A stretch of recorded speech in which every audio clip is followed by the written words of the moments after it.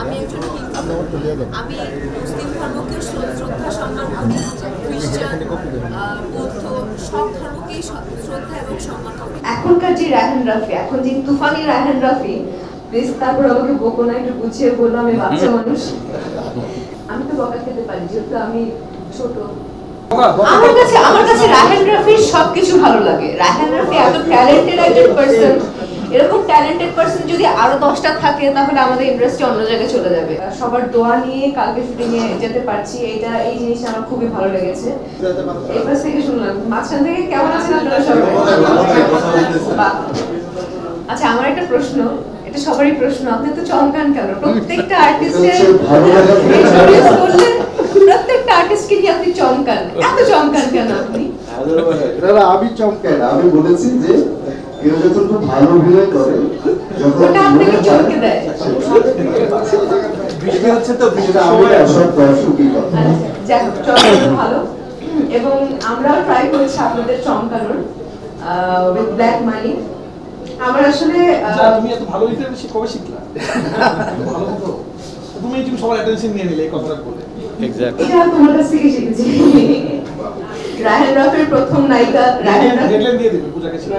হ্যাঁ, কি শিখালো সেটা মেনশন করতে হবে, অন্য কিছু আবার মনে করতে পারে সবাই।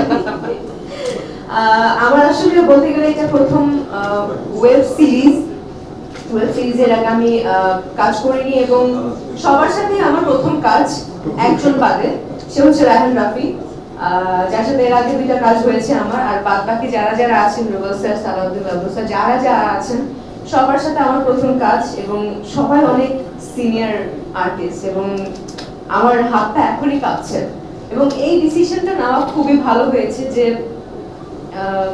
কালকে শুটিং এ যাচ্ছি, আজকে প্রেস কনফারেন্স, আজকে সবার দোয়া নিয়ে কালকে শুটিং এ যেতে পারছি, এই জিনিসটা আমার খুবই ভালো লেগেছে। কারণ সবার দোয়া আসলে একটা কাজের জন্য কিংবা যে কোনো কিছুর জন্য অনেক বেশি important. So thank you so much বঙ্গকে। ভাই আপনাকে অনেক ধন্যবাদ, আপনার সাথে প্রথম অনেক কাজের কথা হয়েছে, বাট সব মিলে আসলে কাজটা করে ওঠা হয়নি, বাট ফাইনালি এখন আমরা ব্ল্যাক মানি দিয়ে স্টার্ট করছি, আশা করছি বঙ্গের অনেক কাজে আমি থাকতে পারবো। এবং রায়হান রাফি ভাইয়াকে নিয়ে কি বলবো, ওনাকে নিয়ে আর স্পেশালি কিছু বলার নেই। বলো ভালো ভালো কিছু। এক্সকিউজ মি, আমরা দুজন একসাথে পথ চলা শুরু করেছি, তো আমাকে নিয়ে, আমি তাকে নিয়ে বললে আসলে ইমোশনাল হয়ে পড়বো, কারণ আমরা একসাথে পোড়ামন 2 দিয়ে যেতে আপনি চমকে গিয়েছিলেন। পোড়ামন 2 দিয়ে শুরু করেছি, দহন করলাম, এখন ওয়েব সিরিজ ব্ল্যাক মানি করছি। তো আশা করছি ভালো কিছু হবে, কারণ রাফি পূজা জুটি আসলে অনেকেই চাচ্ছিল যে অনেকদিন ধরে রাফির কাজ করছে না, রায়হান রাফির কাজ করছে না, কিংবা রায়হান রাফির কাজ করে ওঠা হচ্ছে না পূজার। তো অনেকদিন পর, অনেক বছর পর কাজ করছি, আমার হাত পা কাঁপছে, কারণ সেই পোড়ামন 2 কত বছর আগে করেছি, নতুন ছিলাম, যেটা বুঝিয়েছে সেটা করেছি। এখনকার যে রায়হান রাফি, এখন যে তুফানি রায়হান রাফি, তার সাথে কাজ করার অভিজ্ঞতাটা কেমন হবে এখন আমি বুঝতে পারছি না, না জানি কত বকা খাই আমি শুটিং সেটে। প্লিজ তারপর আমাকে বকো না, একটু গুছিয়ে বললো, আমি বাচ্চা মানুষ, ভালো করে ট্রাই করবো। অনেক ধন্যবাদ আপনাদের সবাইকে, দোয়া করবেন সবাই যাতে ব্ল্যাক মানি আসলে অনেক সুন্দর করে কাজটা করে এসে ওয়াইট করতে পারি। কি যেন বলবো, কেউ বললো ওয়াইট করতে পারি না, খুব সুন্দর স্টোরি, আর রায়হান রাফি স্টোরি নিয়ে কোনো কিছু বলার নেই আসলে এরকম ভাবে। তো দোয়া করবেন সবাই যাতে কাজটা ভালো করে আসতে পারি এবং আপনাদেরকে সুন্দর করে দেখাতে পারি। Thank you. আচ্ছা, বকা দেই কিনা? আচ্ছা, আমি যখন এর আগে 2টা কাজ করেছি,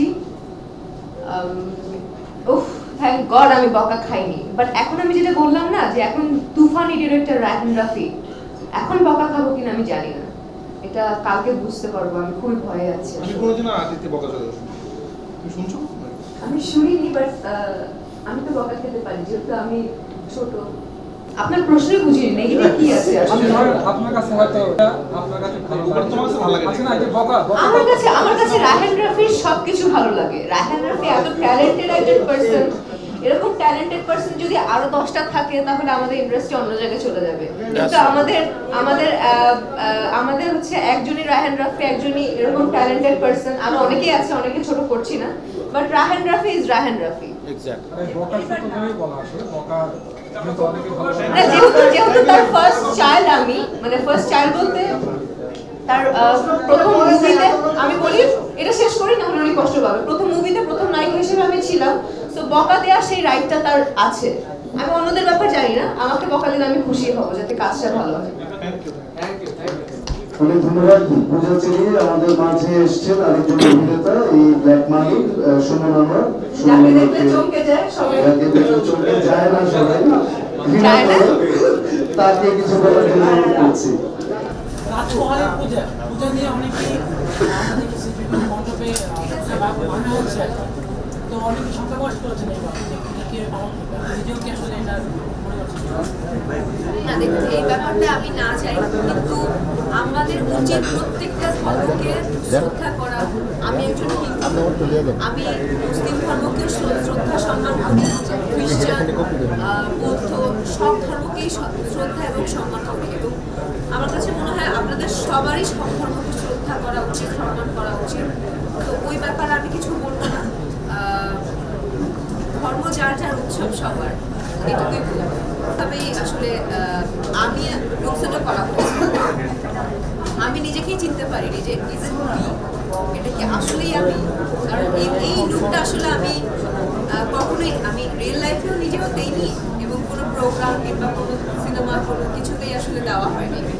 সো ওই ব্যাপারটাই বলবো যে এই লুক আসলে কখনোই কোনো জায়গায় আমিও দেখিনি, আপনারাও দেখেননি, ব্ল্যাক মানিতে আপনারা দেখবেন। এবং রায়হান রাফির প্রজেক্ট বলে করছি কিনা এটা যদি জিজ্ঞেস করেন, এটা তো একটা আছেই, রায়হান রাফি একটা ব্র্যান্ড হয়ে গেছে, তো রায়হান রাফির ব্যাপারটা তো আছে যে না রায়হান রাফির কাজ বলেই করছি। আরেকটা কথা হচ্ছে এখনকার যুগে আসলে গল্পটাকে অনেক বেশি ফোকাস করতে হয়। সে যত বড়ই ডিরেক্টর হোক না কেন, গল্প যদি ভালো না হয় সেটা আসলে করাটা উচিত হবে না, কিংবা কেউই করবে না। সংবাদ, ফিচার ও অনুষ্ঠানের জন্য ভিজিট করুন সংবাদ প্রকাশের ওয়েবসাইট এবং যুক্ত থাকুন ফেসবুক পেজ ও ইউটিউব চ্যানেলের সঙ্গে।